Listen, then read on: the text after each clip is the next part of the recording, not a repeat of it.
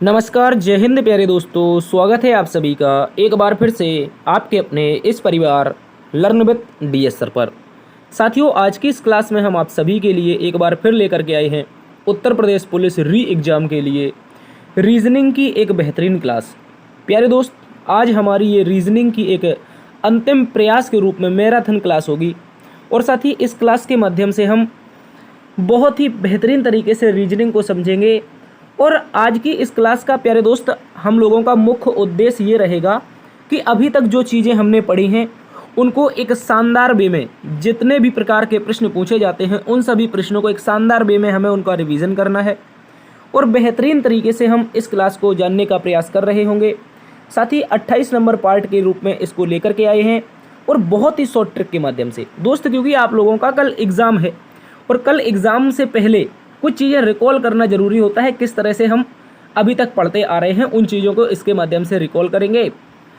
तो चलिए दोस्तों, बिना किसी देरी के शुरू करते हैं आज की अपनी इस प्यारी सी क्लास को।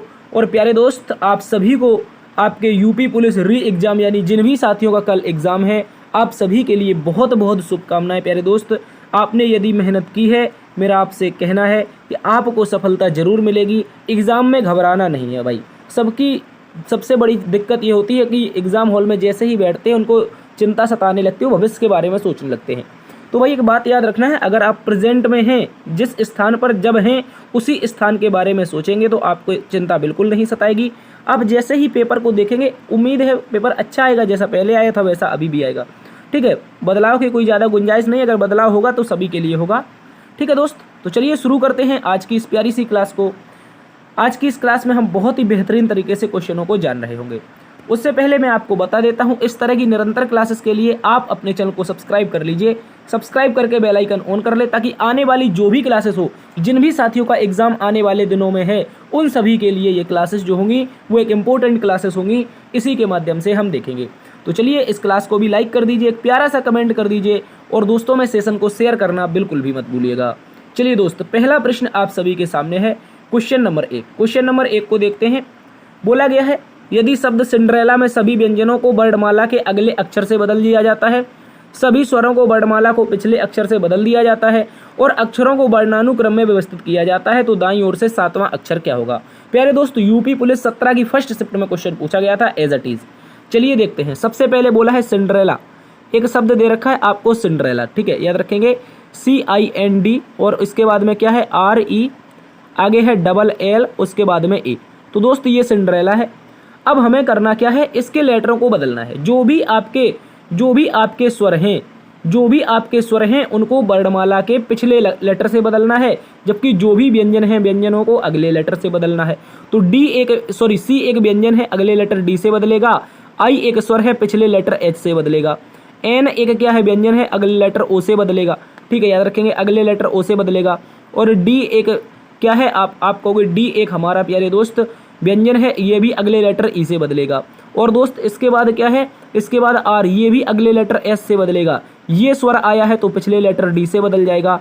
L एक क्या है, व्यंजन है दोस्त, ये किससे बदलेगा, अगले लेटर से। L के बाद क्या आता है, M आता है, फिर अगले लेटर से L बदलेगा तो M आएगा। और दोस्त A एक स्वर है, पिछले लेटर Z से बदल जाएगा।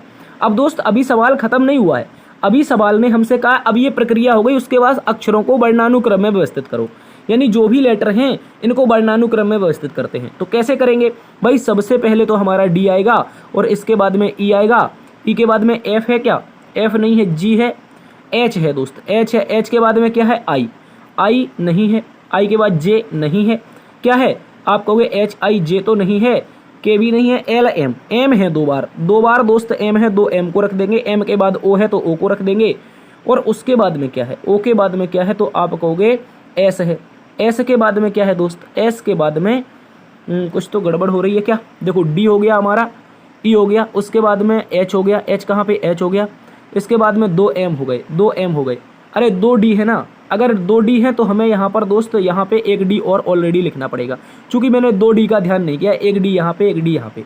ठीक है, तो इसके बाद में O के बाद में क्या होगा साथी, O के बाद में क्या होगा, तो आप बोलोगे O के बाद में हो जाएगा हमारा S हो जाएगा। S के बाद में क्या हो जाएगा, Z। तो सारे लेटर ये हमारे हो चुके हैं, गिन लीजिए 1 2 3 4 5 6 7 8 9 9 लेटर वहाँ भी थे और साथ ही अगर नीचे देखोगे तो 1 2 3 4 5 6 7 8 9 लेटर यहाँ भी है। अब प्रश्न ने आपसे पूछा है कि दाईं ओर से 7वां अक्षर। साथ ही कई बार बताया है कि दाईं ओर ये वाली दिशा होती है और इस दिशा से 7वां बताना है। तो 1 2 3 4 5 6 और 7वां जो लेटर होगा मेरे प्यारे साथी ई हो जाएगा। क्या हो जाएगा? ई आपको ऑप्शन नंबर 4 में दिया है। ऑप्शन नंबर 4 इसका सही उत्तर होगा। देखो थोड़ा सा समय लगता है लेकिन दोस्त याद रखेंगे अगर आप धैर्यपूर्वक करेंगे तो प्रश्न का आंसर जरूर आएगा 1 से 1.25 मिनट में। अगले प्रश्न में आइए। अगला प्रश्न प्यारे दोस्तों रैंकिंग से संबंधित है। प्यारा सा क्वेश्चन है, देखते हैं। बोला गया है ABCDE 5 स्कूल हैं जिनका मुँह उत्तर की ओर है। तो 5 स्कूल हैं जिनका मुँह कहाँ पर है? उत्तर की ओर। तो पहला यहाँ पे, दूसरा यहाँ पे, तीसरा यहाँ पे, चौथा यहाँ पे और 5वां यहाँ पे। कुल मिलाकर के 5 स्कूल हमारे पास कुछ इस प्रकार से हो जाएंगे। तो दोस्त आगे देखते हैं। बोला गया है A, E और B के बीच में है। तो जो A नाम का स्कूल है वो E और B के बीच में है। ऐसा भी हो सकता है और ऐसा भी हो सकता है। ठीक है, अभी इसके बारे में एग्जैक्टली कंडीशन नहीं दी है। आगे बोला है E जो है वो D के दाईं ओर है। तो E जो है वो D के दाईं ओर है। तो D के दाईं ओर मैंने इस तरफ बना दिया। तो वो कई बार बताया है, एक बार फिर से सुन लो। दाईं दिशा हमेशा ये वाली होती है और साथ ही बाईं दिशा हमेशा ये वाली होती है। ठीक है, बस इन बातों को याद रखना है, एग्जाम में आंसर आएगा। देखो जो ई है वो डी के कौन सी दिशा में हो गया? डी के हो गया दाईं ओर। बोला यदि सी और डी दोनों छोरों पर हैं। देखो मेरी बात को समझो, अगर मैं डी को यहाँ पे रखता हूँ तो इस दिशा में तो कोई बनेगा नहीं, तो इसलिए मेरी मजबूरी है डी को यहाँ पे रखना। और उसके बाद उसने बोला है जो ई है इसके डी के कौन दिशा में है? दाईं ओर दिशा में है। उसके बाद एक कंडीशन और थी कि जो ए है वो ए और बी के बीच में है, जो ए है वो ई और बी के बीच में है। अब प्यारे दोस्त एक बंदा और बच रहा है, उस बंदे का नाम क्या है? तो आप कहोगे सी नाम का बंदा। चूंकि लास्ट में बोला है सी और डी दोनों छोरों पर हैं, तो सी एक छोर पर ये हो गया, डी एक छोर पर ये हो गया। पूरी की पूरी बैठक व्यवस्था बन चुकी है। प्रश्न के अनुसार उत्तर देना है। सी के बाईं ओर कौन है? दोस्त सी के बाईं ओर जो बैठा है वो आपका बी बैठा है। कौन बैठा है दोस्त? बी बैठा है। ऑप्शन नंबर 4 एक बार फिर से हमारा सही उत्तर हो जाएगा, याद रखेंगे। समय बिल्कुल नहीं है, जल्दी से क्वेश्चन देखते चलेंगे, आगे बढ़ते चलेंगे। बोला है गिब को अगर कोड भाषा में ये लिखा जाता है, बैट को ये लिखा जाता है, तो गेट का कोड क्या होगा? देखो ये एक ऐसी कोडिंग डिकोडिंग है जिसमें आपको लेटर छांट के लिखने हैं। तो सीधा मैं लिखूंगा GATE। क्या लिखूंगा? GATE। जो जिसके सामने है उसका वही कोड हो जाएगा। कैसे हो जाएगा? जो जिसके सामने है साथी उसका वही कोड हो जाएगा, याद रखेंगे।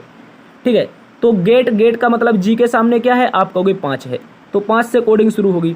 ए का मतलब है ये बी बीच में है, बी एक क्या है? 2 हो जाएगा, तो ए के लिए 2 हो जाएगा। टी लास्ट में है, टी लास्ट में क्या कोड है? 4 है। ई दोस्त यहाँ पर लास्ट में है, तो लास्ट में क्या? 7 कोड है। तो प्रश्न का उत्तर जो बनेगा वो 5247 बनेगा। क्या बनेगा साथी? 5247 ऑप्शन नंबर 3 में है।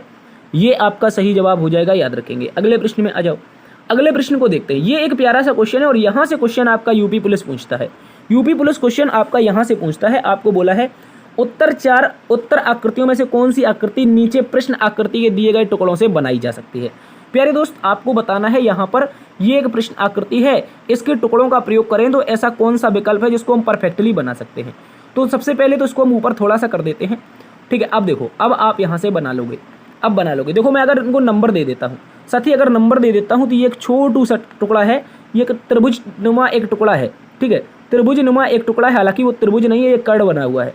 तो दोस्त अगर आप देखें तो त्रिभुज नुमा टुकड़ा आपको यहाँ भी मिलेगा, कहाँ पे? और यहाँ भी मिलेगा, और यहाँ भी मिलेगा, और यहाँ भी मिलेगा। अब इसके बाद में क्या है? इसके बाद में साथी एक बार फिर से देखते हैं, 1 मिनट। इसके बाद में अगर मैं इसको देता हूँ 1 नंबर, इसको 1 नंबर नाम दूंगा, तो ये 1 नंबर मुझे कहाँ पे मिलेगा बताओ? 1 नंबर यहाँ पे मिल जाएगा। हाँ मिल जाएगा, बिल्कुल 1 नंबर बिल्कुल मिल जाएगा। ठीक है दोस्त, 1 नंबर बिल्कुल मिल जाएगा। ये दोस्त आपका 2 नंबर दे दें तो 2 नंबर इसमें नहीं मिल रहा है, 2 नंबर साथी इसमें नहीं मिल रहा है, चूंकि ये एक इस तरीके की आकृति बन रही है, तो ये 2 नंबर नहीं है।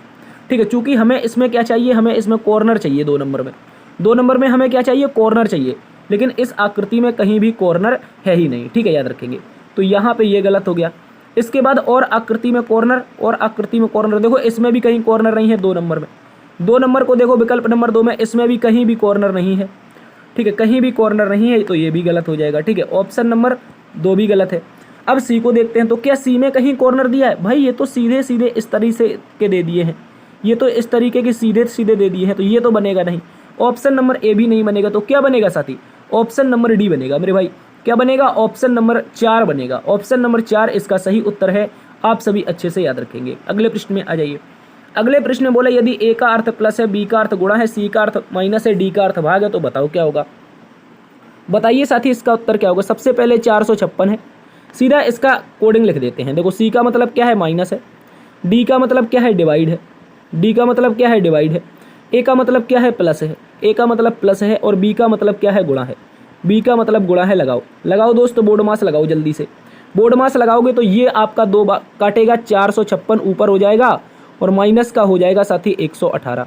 क्या हो जाएगा, माइनस का 118 प्लस का हो जाएगा 14 एकम 14। ठीक है, 14 56 जोड़ लीजिएगा, 14 56 जोड़ेंगे तो कितना हो जाएगा, 570। साथी 570 में अगर आप 118 घटाते हैं, 118 घटाते हैं तो प्रश्न का उत्तर कुछ तो गड़बड़ है दया, 570 नहीं साथी 470 होना चाहिए। कितना होगा दोस्त याद रखेंगे, ये 570 नहीं 470, क्योंकि 456 में 14 ही तो जोड़ना है।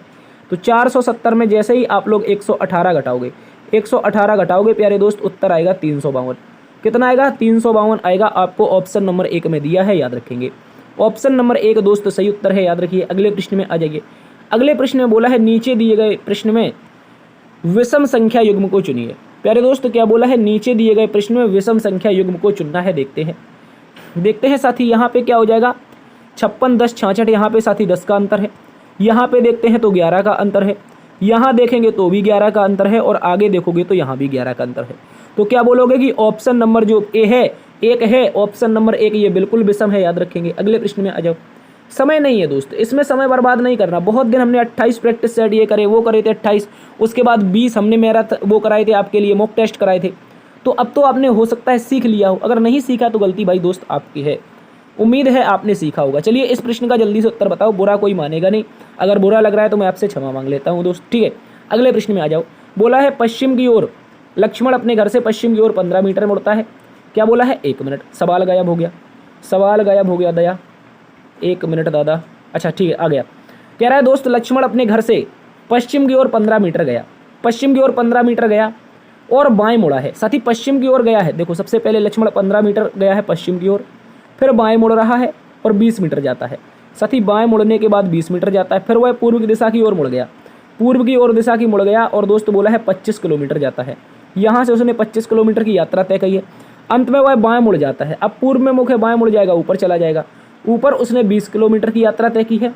बोला है अपने प्रारंभिक बिंदु से, अपने घर से, दोस्त यहाँ से चलना प्रारंभ किया था उसने यहाँ से चलना अगर प्रारंभ किया था और यहाँ पे पहुँच गया है, अगर यहाँ पे पहुँच गया है तो दूरी आप बता सकते हो मेरे दोस्त, बता सकते हो। ये एक आयत बना है, सम्मुख भुजाएं, प्रत्येक कोण 90 डिग्री का है।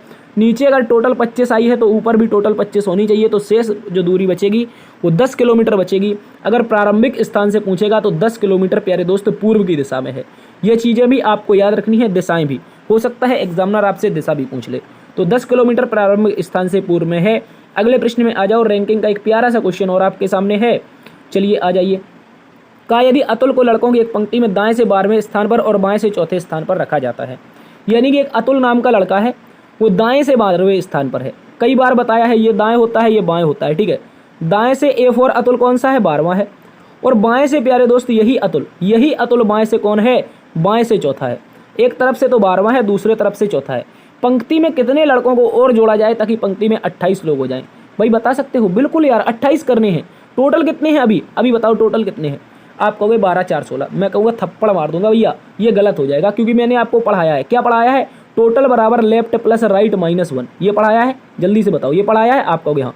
टोटल निकालना है, लेफ्ट से 4 है, लेफ्ट से पोजीशन 4 है, राइट से दोस्त 12 है, और दोनों को जोड़ करके घटाओगे तो कितने बोलोगे? आप कहोगे साथी 15। अब कितने होंगे इस पंक्ति में?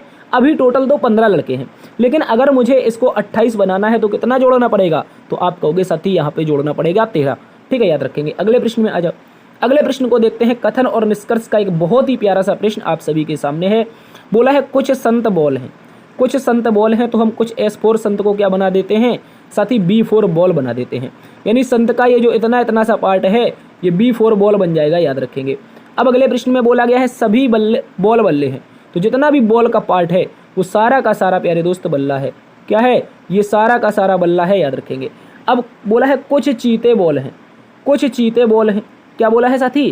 कुछ चीते बॉल हैं। ये तो बल्ला था, नीचे तो ये क्या था? बल्ला था।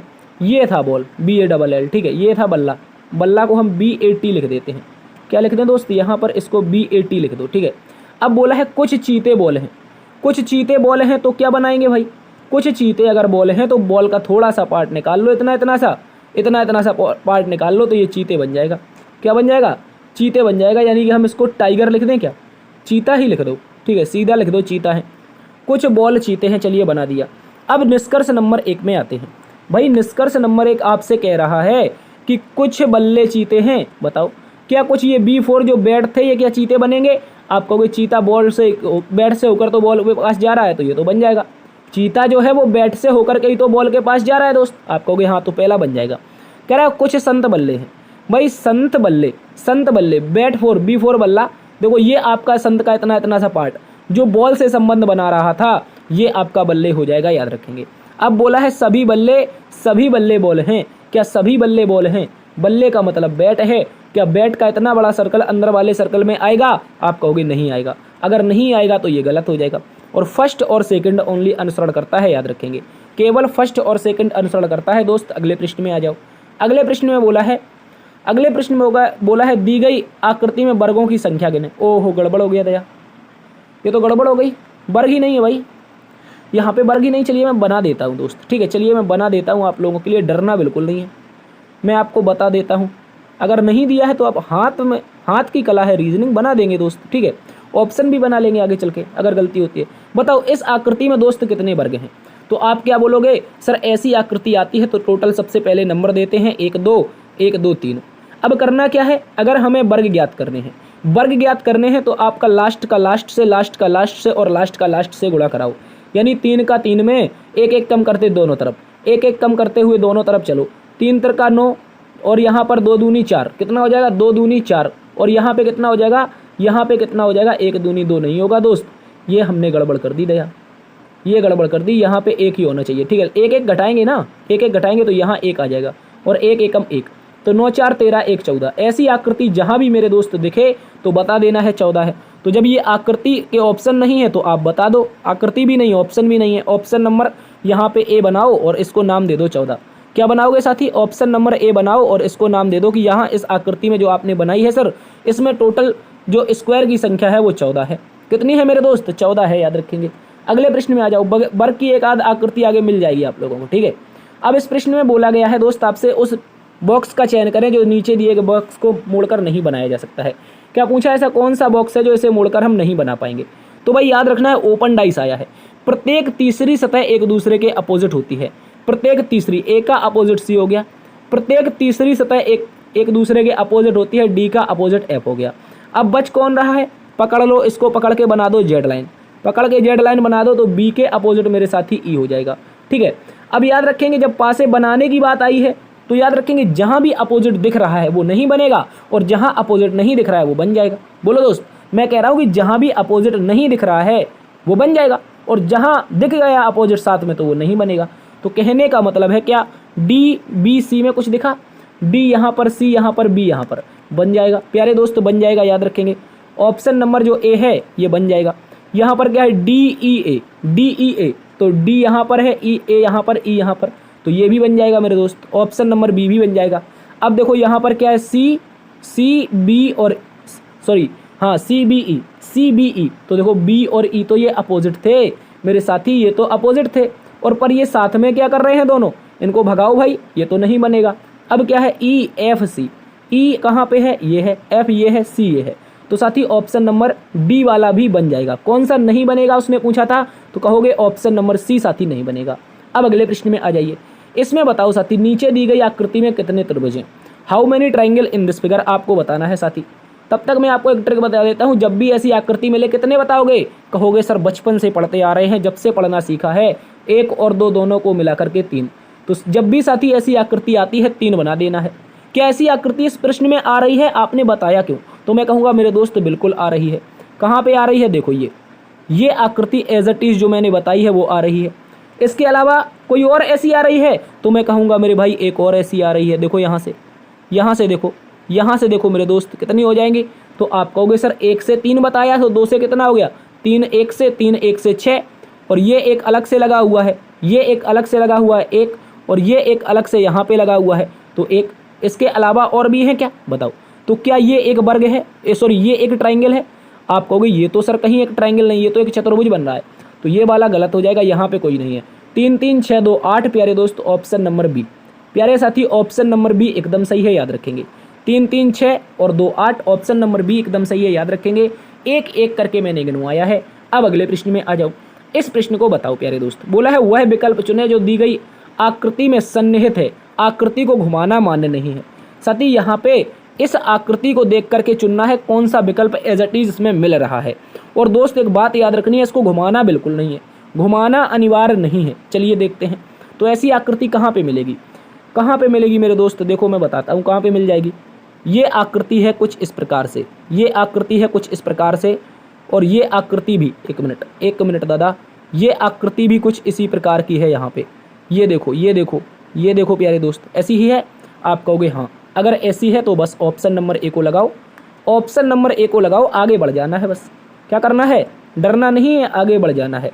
अगले प्रश्न में आइए। बोला है वह शब्द चुनिए जो दिए गए शब्द का अक्षरों का प्रयोग करके नहीं बनाया जा सकता है। ऐसा कौन सा विकल्प है जो ये हमें एप्रिसिएटेड दे रखा है, एप्रिसिएटेड का प्रयोग करके हम नहीं बना सकते हैं। तो देखते हैं ऑप्शन नंबर ए से, RECITE। देखो RECITE ये बन सकता है, ऑप्शन नंबर 1 बन सकता है। इसको छोड़ो, उसने पूछा कौन सा नहीं बना सकते। पार्ट PART बनेगा, PART बिल्कुल बनेगा दोस्त। देखो ये टी यहाँ पे है, PART दूसरा वाला भी बनेगा, इसको भी छोड़ो। रीड READ बनेगा क्या, जल्दी से देखो, READ बन जाएगा, बिल्कुल बन जाएगा मेरे साथी, बिल्कुल बन जाएगा।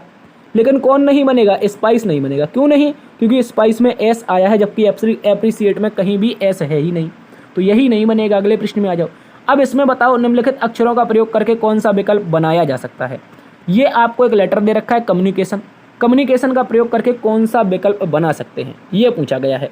तो बताओ कौन सा बनाया जा सकता है, कह रहा है कौन सा बनाया जा सकता है। चलिए देखते हैं ऑप्शन नंबर ए, AMM। तो दोस्त कहाँ पे ए, उसके बाद में MM, फिर U है, फिर U है, फिर N है, फिर N है, फिर I है, फिर I है, उसके बाद में क्या है, इसके बाद में TIO, और लेकिन N नहीं मिलेगा लास्ट में, चूंकि इसमें 2 NI हैं, इसमें 2 NI हैं ऑप्शन नंबर ए में। देखो गौर से समझो, जो ऑप्शन नंबर ए है, एक N ये है, एक N ये है, जबकि कम्युनिकेशन में भी 2 है, कम्युनिकेशन में भी तो 2 हैं, तो ये तो बन जाएगा, ये तो बन जाएगा मेरे दोस्त। ऑप्शन नंबर 1 ही बन जाएगा, ऑप्शन नंबर 1 ही बन जाएगा। देखो AMM कहाँ पे, यहाँ पे MM, यहाँ पे A, इसके बाद में UN क्या हो जाएगा, यहाँ पे UN ये मिल गया, I ये मिल गया, एक I ये मिल गया, ठीक है, और T हमें यहाँ पे मिल गया, ON ये लास्ट में देखो सीधा मिल गया। ऑप्शन नंबर 1 ही बना सकते हैं, बाद बाकी कोई नहीं बनेगा। बाद बाकी कोई क्यों नहीं बनेगा, क्योंकि कम्युनिकेशन में कहीं भी R नहीं आया है। देखो इसमें देखो R आया है, नहीं बनेगा। इसके अलावा यहाँ भी R आया है, नहीं बनेगा। और इसमें क्या है, इसमें क्या है प्यारे दोस्त, तो आप कहोगे, इसमें आप कहोगे यहाँ पे F आ गया है, इस कारण नहीं बनेगा। तो ये नहीं बनेगा, ये नहीं बनेगा, ये नहीं बनेगा, ऑप्शन नंबर ए बन जाएगा। ठीक है, अब अगले प्रश्न में आ जाओ। अगला प्रश्न सीरीज से संबंधित एक प्यारा सा प्रश्न दिया है, इसको देखते हैं। दोस्तों गौर से देखिए, सीरीज में सबसे पहले आपको दे रखा है 46,080। 46,080 का संबंध किससे है, 3840 से है। उसके बाद दोस्त देखेंगे तो 384 आया है। इसके बाद देखोगे आप तो यहाँ पे प्यारे दोस्त 48 है, उसके बाद में क्वेश्चन मार्क है, फिर 2 है और 1 है, 2 है फिर 1 है। तो क्या बनेगा मुझे बताओ आप, आपके अनुसार क्या होना चाहिए। देखो एक के बाद 2, 2 के बाद फिर 1 नंबर, फिर एक बड़ा नंबर, फिर एक और बड़ा, एक और बड़ा, फिर एक और सबसे बड़ा नंबर। तो भाई ऐसी स्थिति में ज्ञात करने के लिए प्रश्न को हमें गुणा का सहारा लेना पड़ेगा, या शुरुआत अगर आगे से करेंगे तो इसमें भाग का सहारा लेना पड़ेगा। तो अगर प्यारे दोस्त याद रखेंगे 46,080 में आप लोग 3840 से भाग लगाओगे तो दोस्त 12 बार जाएगा। कितनी बार, 12 बार। उसी प्रकार 384 को अगर आप 10 का गुणा करोगे या 3840 में 10 से भाग लगाओगे तो प्यारे दोस्त याद रखेंगे, प्यारे साथी याद रखेंगे आप लोग, 1 मिनट, मैंने यहाँ पे दूसरा बना दिया, 1 मिनट। देखो यहाँ से अगर आप यहाँ पे जाओगे तो भाग 12 का होगा, ठीक है, और यहाँ से आप यहाँ पे जाओगे तो यहाँ पे भाग 10 का होगा, और आगे जाओगे तो प्यारे दोस्त भाग कितने का होगा, 8 का होगा। तो अगली बार में कितने का होना चाहिए भाग, आप कहोगे भाग अगली बार में साथी 6 का होना चाहिए। क्यों, 12 में से 2 गया 10, 10 में से 2 गया 8, 8 में से 2 जाएगा 6। तो जैसे ही आप 48 में 6 से भाग लगाओगे तो ये जो क्वेश्चन मार्क दे रखा है मेरे साथी, इसके स्थान पर 8 आ जाएगा। क्या आ जाएगा दोस्त, 8 आ जाएगा, option number D. Option number D इसका सही उत्तर है, याद रखेंगे। अब 8 में आगे 2 के 4 कम करोगे, 4 से भाग लगा दोगे, ठीक है, 2 कम करोगे तो यहाँ 4 से भाग लगा दोगे, उसके बाद यहाँ पर कितने से लगाओगे, यहाँ पर 2 से भाग लगाओगे। ठीक है, याद रखेंगे। चलिए अगले प्रश्न में आ जाइए। एक और सीरीज का प्यारा सा क्वेश्चन दे रखा है, इस प्रश्न का भी उत्तर बताने का प्रयास कीजिए। बोला है दोस्त 1 है, फिर 5 है, फिर 9 है, फिर क्या है, क्वेश्चन मार्क है, फिर क्या है 25 है, फिर क्या है 37 है, फिर क्या है 49 है। तो भाई इसको भी देख लो लॉजिक, इसका भी लॉजिक देख लो, प्यारा सा लॉजिक है। 1 का स्क्वायर है और यहाँ पे अगली बार में करना है तुम्हें, अगली बार में तुम्हें करना है दोस्त 2 का स्क्वायर प्लस 1। अगली बार में और देखो तो 3 का स्क्वायर है, तो अगली बार में हो जाएगा 4 का स्क्वायर प्लस में 1। यहाँ पे दोस्त 5 का स्क्वायर है, यहाँ पे हो जाएगा 6 का स्क्वायर प्लस में 1, और यहाँ पे आपका 7 का स्क्वायर है। देखो यहाँ से आपको एक लॉजिक पता चलेगा मेरे साथी। क्या लॉजिक पता चलेगा, जितनी भी सम संख्याएं हैं उनमें स्क्वायर करके प्लस 1 हो रहा है, जबकि जितनी भी विषम संख्याएं हो उनका सीधा का सीधा स्क्वायर हो रहा है।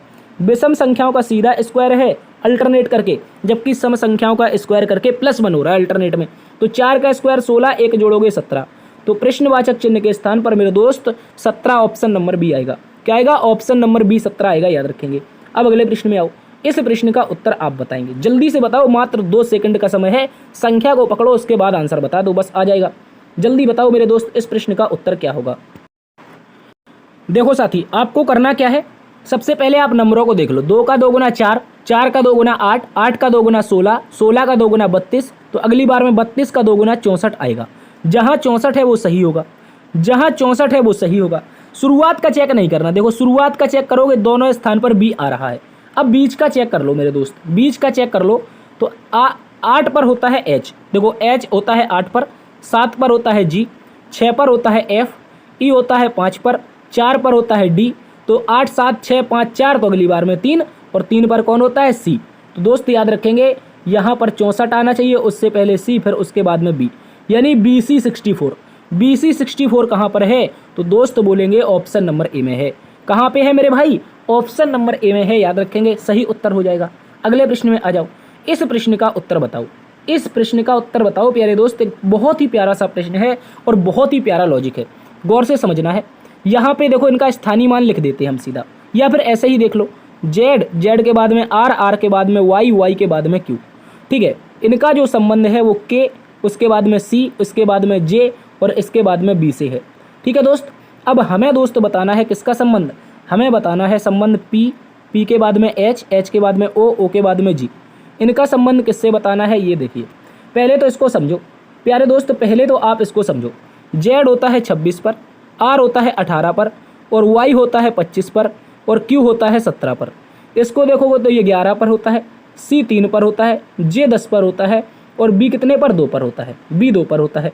अगर आप गौर से देखें तो 26 में 15 गया 11, 18 में 15 गया 3, और 25 में 15 गया 10, और 17 में 15 गया तो 2, यानी हर बार में 15 माइनस हो रहा है।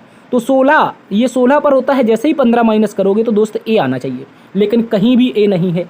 लॉजिक की धराशायी हो गया, लॉजिक धराशायी हो गया। अब क्या करें सर, तो गौर से देखो मेरी बात को मेरे दोस्त, गौर से समझना है बस। एक बार समझ जाओगे तो लाइव झिंगा लाला हो जाएगी। देखो 18 यहाँ पर 26 में से 8 जाएगा दोस्त, 18 बचेगा। 18 में 7 जुड़ेगा तो 25 हो जाएगा। ठीक है, 25 में यहाँ पे 8 जाएगा, 25 में 8 जाएगा, 1 मिनट घटाना है। 25 में 8 जाएगा तो कितना बचेगा, 17। यानी 26 में गया 8, 18 में 7 जोड़ा 25, 25 में 8 गया फिर 17। और दोस्त इसके बाद आगे देखो, वही लॉजिक यहाँ पर माइनस का 8 होगा, 3 में 7 जोड़ोगे तो 10 हो जाएगा, यानी प्लस का 7 हो जाएगा, और यहाँ पे फिर से माइनस का 8 हो जाएगा। तो अब इसमें देखते हैं क्या लॉजिक चल रहा है। आप कहोगे 16, ये तो साथी 16 पर होता है। 1 मिनट, इसका स्थानीय मान लिख देता हूँ मैं। ठीक है, ये 16 पर हो जाएगा, ये 8 पर हो जाएगा, ये 15 पर हो जाएगा, ये दोस्त आपका 7 पर हो जाएगा। तो देखो क्या ये लॉजिक चल रहा है। तो आप कहोगे 16 में से 8 गया 8, और दोस्त यहाँ पे जुड़ेगा 8 7 15, 7 जुड़ जाएगा, और दोस्त यहाँ पे आपका फिर से 8 घट जाएगा, फिर से 8 घट जाएगा। तो अब देखिए ऐसा कौन सा विकल्प है जो ये कंडीशन फॉलो करेगा। तो क्या टी में 8 घटाने पर एस आएगा, आप कहोगे नहीं, गलत हो गया, गलत हो जाएगा। आई में 8 घटाने पर एस आएगा, नहीं, गलत हो गया। क्या दोस्त ई में 8 घटाने पर एल आएगा, नहीं आएगा। तो कौन सा विकल्प होगा, केवल और केवल option number D, T L S और के। गौर से देखो, ये 20 पर, ये 12 पर, ये 19 पर, ये 11 पर। पहली बार में 8 घटेगा, दूसरी बार में 7 जुड़ेगा। ठीक है, और तीसरी बार में क्या होगा, तीसरी बार में भी 8 हमारा घट जाएगा, 8 घट जाएगा। तो यही लॉजिक ऑप्शन नंबर डी है। एक बहुत ही प्यारा लॉजिक है दोस्त। अगर ऐसा क्वेश्चन भी देख लेता है एग्जाम में तो आपको इस प्रकार से भी सोच करके देख लेना है। अगले प्रश्न में आइए। अगला प्रश्न बोला है निम्नलिखित प्रश्न में प्रश्नवाचक चिन्ह के स्थान पर क्या आएगा। आसान क्वेश्चन, सबसे आसान क्वेश्चन रीजनिंग का आपके सामने है। विंबलडन ट्रॉफी अगर टेनिस से संबंधित है तो वॉकर कप किससे हो जाएगा, बताओ। वॉकर कप प्यारे दोस्त किससे हो जाएगा, तो ये गोल्फ से हो जाएगा, ये गोल्फ से हो जाएगा, याद रखेंगे। हॉकी के कप आप लोग अरे जीएस नहीं पढ़ रहे, चलिए देखिए ये वॉकर कप किससे हो जाएगा, गोल्फ से हो जाएगा, छोड़ो इसको। अगले प्रश्न में आ जाओ। अगले प्रश्न में बोला है दिए गए विकल्पों में से विषम चुनें। जिनेवा है, वर्न है, ब्रिस्टल है और ज्यूरिख है। तो दोस्त एक बात याद रखनी है, जिनेवा की बात करते हैं तो ये एक स्विट्जरलैंड में पाया जाता है। वर्न की बात करते हैं तो ये भी स्विट्जरलैंड में है। अगर ब्रिस्टल की बात करते हैं तो ये इंग्लैंड में है। कहाँ पर है तो प्यारे दोस्त, इंग्लैंड में है, ठीक है, ये इंग्लैंड में है। अगर ज्यूरिख की बात करते हैं तो ये भी स्विट्जरलैंड में है। आपने हेडक्वार्टर और मुख्यालय पढ़े होंगे, जिनेवा, वर्न, स्विट्जरलैंड ऐसे पढ़े होंगे, तो ये याद रखेंगे ब्रिस्टल इंग्लैंड में है, बाद बाकी कहाँ पर है, स्विट्जरलैंड में। तो जो इंग्लैंड में है वही विषम है। कौन है इंग्लैंड में, ऑप्शन नंबर सी ब्रिस्टल, यही इसका विषम है। अगले प्रश्न में आओ। इस प्रश्न को देखिए साथी, इस प्रश्न को एक बार नज़र मार के देख लीजिए, आपकी नज़र लग गई तो आंसर आ जाएगा बस। बोला है निम्नलिखित शब्दों को शब्दकोश में उनकी उपस्थिति के अनुसार क्रमवार लगाएं। पता लगाएं कि कौन सा शब्द दाएं से तीसरा है। मेरे दोस्त याद रखना, एक बहुत ही प्यारा क्वेश्चन है, दाएं से तीसरा शब्द बताना है। अब देखो दाएं से तीसरा बताना है, क्या बताना है, दाएं से तीसरा, मतलब इस दिशा से तीसरा। अगर आपके पास टोटल 5 लेटर हैं मेरे भाई, आपके पास देखो मेरी बात को समझो, मैं आपको बता दूं 1 2 3 4 5। अब ये आपकी दाएं दिशा है, ये आपकी बाएं दिशा है। उसने पूछा है दाएं से तीसरा, दाएं से तीसरा, लाइन ध्यान से पढ़नी है।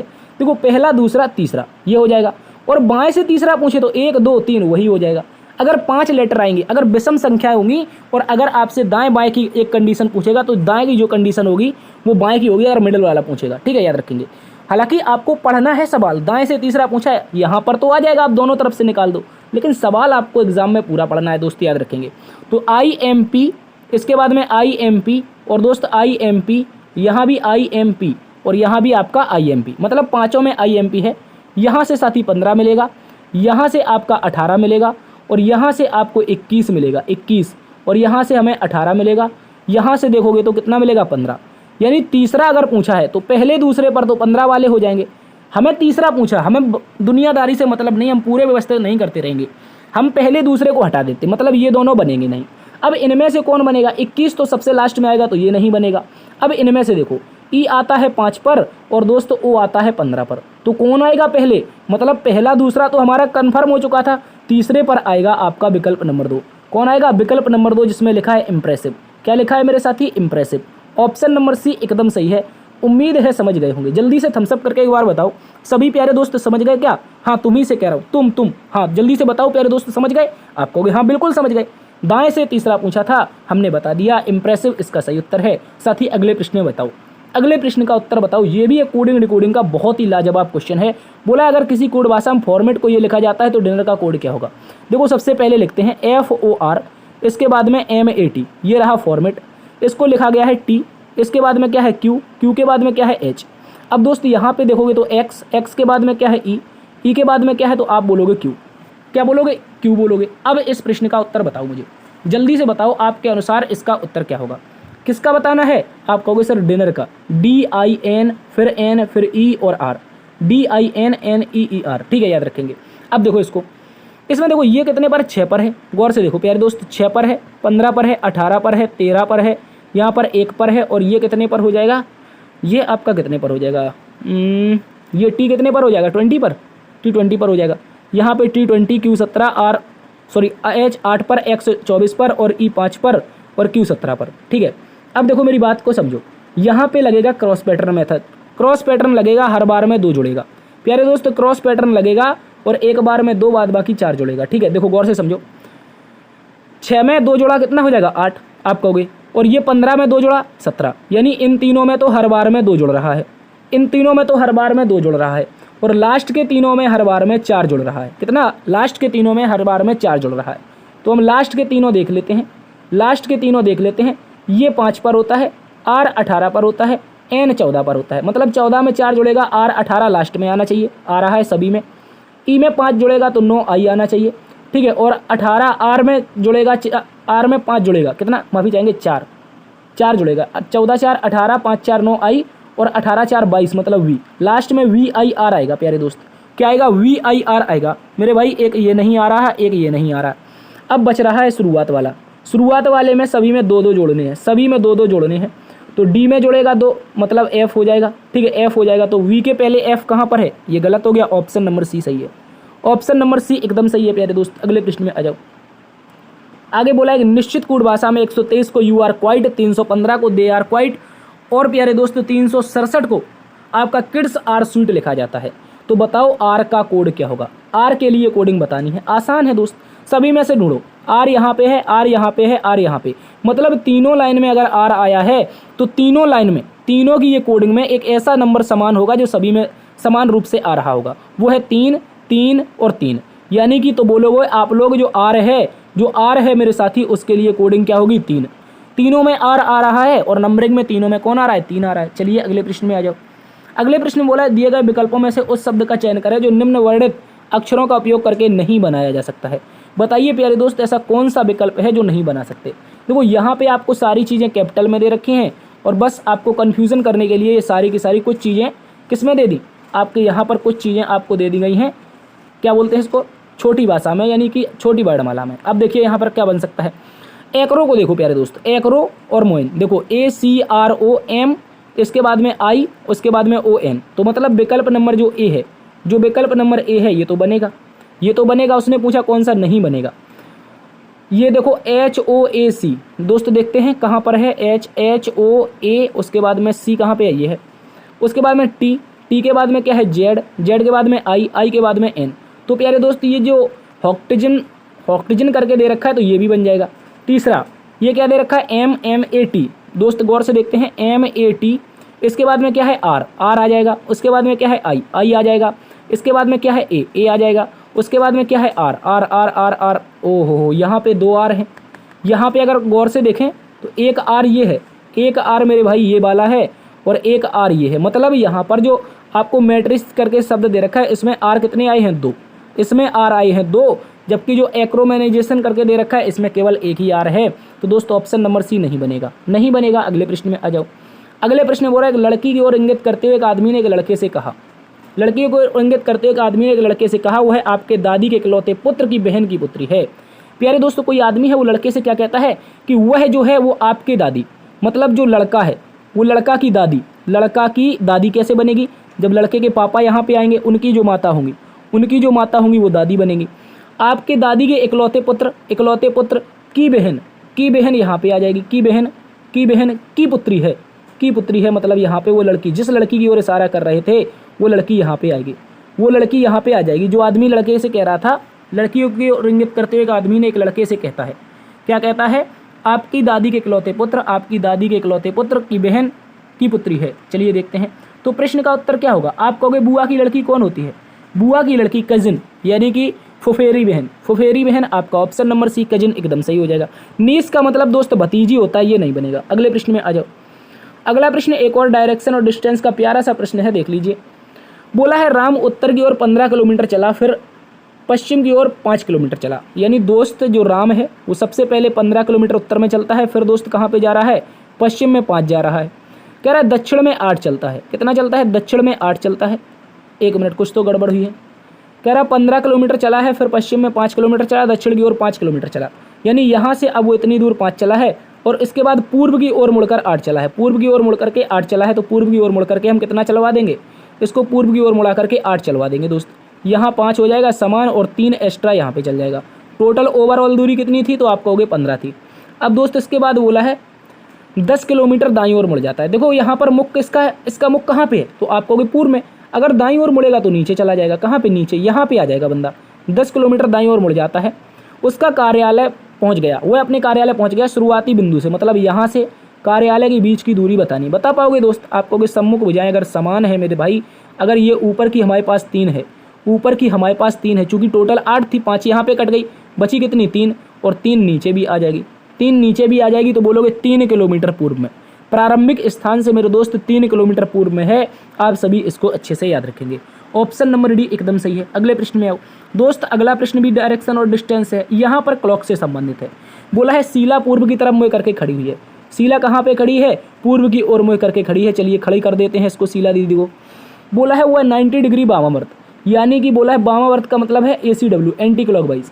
क्या बोला है दोस्त, ACW घूमी है 90 डिग्री। फिर क्या बोला है, फिर 225 डिग्री दक्षिणावर्त, यानी कि क्लॉकवाइज कितना घूमी है साथी, 225 घूमी है। तो हमेशा एक बात याद रखनी है, बड़े में से छोटी वैल्यू घटाते हैं और वही मात्रक यहाँ पे लिखते हैं। यानी CW यानी क्लॉकवाइज है तो क्लॉकवाइज ही हम लिखेंगे और घटा देंगे तो यहाँ पे आपका 135 आ जाएगा मेरे भाई, 135 डिग्री आ जाएगा CW मतलब क्लॉकवाइज। अगर उसका मुख यहाँ पे है, मेरी बात को समझना, अगर उसका मुख यहाँ पे है तो 90 डिग्री वो सीधी नीचे आएगी और 45 डिग्री यहाँ पे जाएगी। ठीक है, 90 डिग्री नीचे आएगी, 90 डिग्री नीचे आएगी अगर यहाँ पर मुख है, उसके बाद 45 डिग्री यहाँ पे जाएगी, तो टोटल 135 हो जाएगी। अब देखो इन दोनों के बीच की दिशा ये तो वेस्ट है और नीचे की ओर साउथ है। अगर इन दोनों के बीच की दिशा की बात करोगे तो ये दिशा होती है साउथ वेस्ट, जिसे हम कहते हैं दक्षिण पश्चिम। क्या कहते हैं दोस्तों, दक्षिण पश्चिम कहते हैं। आप सभी इसको अच्छे से याद रख लेंगे। ऑप्शन नंबर ए एकदम सही है। अब जल्दी से अगले प्रश्न में आ जाओ। अगला प्रश्न एक बहुत ही शानदार प्रश्न आपके एग्जाम के लिए रहने वाला है। प्रश्न में बोला गया है उस आरेख का चयन करें जो त्वचा, कोशिका और मेलेनिन को दर्शाता है। एक प्यारा सा क्वेश्चन है मेरे भाई, आप इसमें बिल्कुल भी गलती नहीं करेंगे। त्वचा, कोशिका और मेलेनिन, तो आप क्या बोलोगे, सबसे पहले त्वचा आएगी। क्या आएगी मेरे भाई, तो आप कहोगे सबसे पहले त्वचा आएगी। क्या आएगी, एक मिनट, सबसे पहले हमारे पास क्या आएगी, त्वचा आएगी। तो त्वचा में प्यारे दोस्त याद रखेंगे, त्वचा में क्या कोशिकाएं होती हैं। आप कहोगे हाँ, त्वचा के अंदर ही तो कोशिकाएं होती हैं, तो बिल्कुल सही है। तो यहाँ पे बन जाएगा कोशिका। क्या बन जाएगा मेरे भाई, कोशिका बन जाएगा।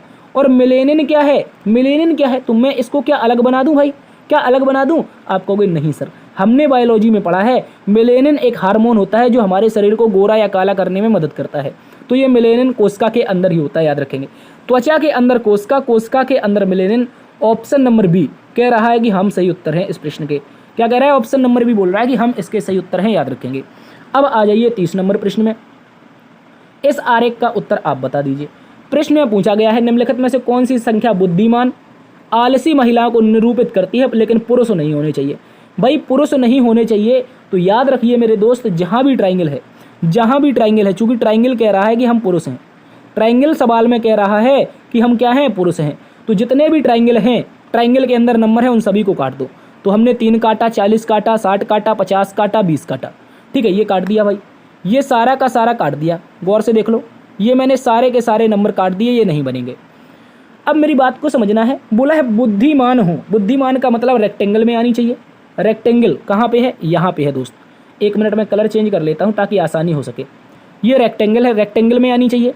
उसके बाद मेरे साथी उसने बोला है कि सर्कल में भी आनी चाहिए। कहाँ भी आनी चाहिए, तो आप कहोगे सर उसने बोल दिया है कि सर्कल में भी आनी चाहिए। इसके साथ साथ में उसने बोला है कि महिलाएं होंगी, अगर मेरे दोस्त महिलाएं होंगी तो वो वर्ग में भी आएंगी। अगर महिलाएं होंगी तो कहाँ आएंगी, वर्ग में भी आएंगी। तो ये वर्ग तीनों में आ रहा है, नहीं आ रहा है, ये तीनों में नहीं आ रहा है। कौन आ रहा है, केवल और केवल 8 नंबर। केवल और केवल 8 नंबर एक ऐसा है जो महिला भी है, बुद्धिमान भी है और सुस्त यानी आलसी भी है। तो क्या बोलोगे, 8 number, option number C. Option number C इस प्रश्न का एकदम सही उत्तर है दोस्त, याद रखेंगे, ऑप्शन नंबर सी। अगले प्रश्न में आओ। इस प्रश्न का उत्तर आप बताओ, आपके लिए हूबहू क्वेश्चन लेकर के आए हैं।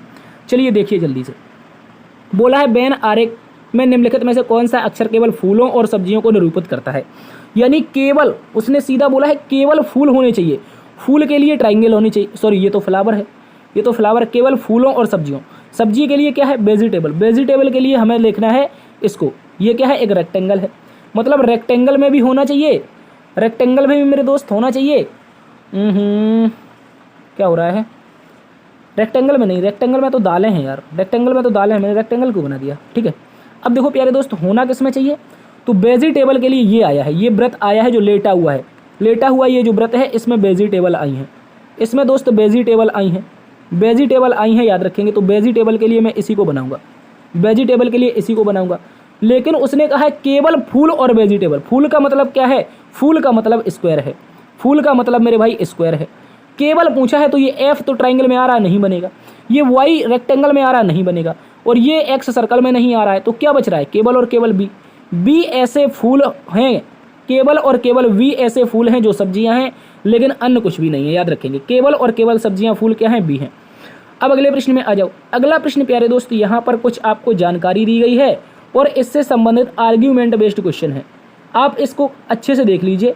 इसके बाद आर्ग्यूमेंट जो बेस्ड क्वेश्चन पूछे जाते हैं आपसे 5, इन प्रश्नों को हम लोग वहाँ पे शामिल करने का प्रयास करेंगे, आगे देखेंगे। ये पूरी की पूरी जानकारी आपको दी गई है दोस्त, ये पूरी की पूरी जानकारी दी गई है, इसको पढ़िए, अच्छे से पढ़ लेते हैं। बोला है भारत सरकार ने निःशुल्क वाईफाई कनेक्टिविटी प्राप्त करने के लिए एक रेलवे स्टेशन द्वारा निम्नलिखित शर्तों को संतुष्ट किया जाना चाहिए। यानी भारत सरकार की जो निःशुल्क वाईफाई सुविधा है उसमें रेलवे स्टेशन है उसमें प्यारे दोस्तों कुछ जानकारी दी गई है। अगर वाईफाई लगवानी है तो रेलवे स्टेशन को कुछ क्राइटेरिया पूरे करने पड़ेंगे। पहला प्यारे साथी क्राइटेरिया आपसे कह रहा है प्रतिदिन कम से कम 10,000 यात्रियों का वहाँ पर आवागमन होता है। मतलब पहली कंडीशन है कि 10 के यात्री आपके जरूर आते हों, पहली कंडीशन। दूसरी कह रही है 2 किलोमीटर के क्षेत्र में फैला हो, जो रेलवे स्टेशन है वो 2 किलोमीटर के एरिया में फैला होना चाहिए। आगे बोला नेटवर्क की गति 50 kbps होनी चाहिए, यानी कि 50 kb प्रति सेकंड के ऊपर की अगर नेटवर्क गति है तो उसे क्या मिल जाएगा, कनेक्टिविटी मिल जाएगी वाईफाई की। आगे बोला नेटवर्क के इंजीनियर को स्टेशन पर उपस्थित होना चाहिए, यानी जो नेटवर्क इंजीनियर है वो परमानेंट वहाँ पर स्टेशन पर उपस्थित होना चाहिए। कुल मिलाकर के 4 कंडीशन है दोस्त। अब देखो इसके अलावा बोला है कुछ कंडीशन में छूट है। कैसे? 1 नंबर कंडीशन, अगर 10,000 यात्री वहाँ पर नहीं आते हैं तो प्रतिदिन आवागमन और प्रस्थान में 20 से अधिक रेलगाड़ियाँ आती हों। 20 से अधिक अगर रेलगाड़ियाँ आ रही हैं तो स्टेशन को वाईफाई कनेक्टिविटी मिल जाएगी। प्यारे दोस्त बोला है यदि 10,000 यात्री ना आते हों लेकिन 20 अगर रेलगाड़ियाँ आ रही हैं तो दोस्त क्या हो जाएगा, आपकी कनेक्टिविटी मिल जाएगी। आगे बोला है 3 नंबर में उपरोक्त लेकिन अनुमति 6 महीने बाद मिलेगी। यानी 3 को पूरा ना करे, अगर 50 kbps की स्पीड नहीं है तो उसको 6 महीने बाद वाईफाई मिलेगी। चलिए पढ़ते हैं। अब पहली कंडीशन दोस्त देखते हैं। 10,000 यात्रियों की थी, 10,000 यात्रियों की थी, तो पहली कंडीशन 10,000 यात्रियों की थी। कह रहा है 2.5 किलोमीटर एरिया में फैला है। 2.5 किलोमीटर एरिया के लिए दूसरी कंडीशन थी, कंप्लीट कर रहा है। 100 kbps मतलब तीसरी कंडीशन पूर्ण कर रहा है। उसने केवल 50 मांगा था, यहाँ पे 30 है। उसके पास एक नेटवर्क इंजीनियर है, उसके पास प्यारे दोस्त क्या है, एक नेटवर्क इंजीनियर है। तो चौथी कंडीशन नेटवर्क इंजीनियर भी पूरी कर रहा है। लेकिन प्यारे दोस्त उसने ऐसा कहीं भी नहीं कहा है कि यहाँ पर 10,000 यात्री आते हैं या नहीं। क्या बोला है? इसके अलावा अगर ये नहीं आते हैं तो क्या आपसे बोला है कि यहाँ पर 20 रेलगाड़ियाँ आ रही हैं, 20 ट्रेनें आपकी पर डे आ रही हैं? क्या ऐसा बोला है?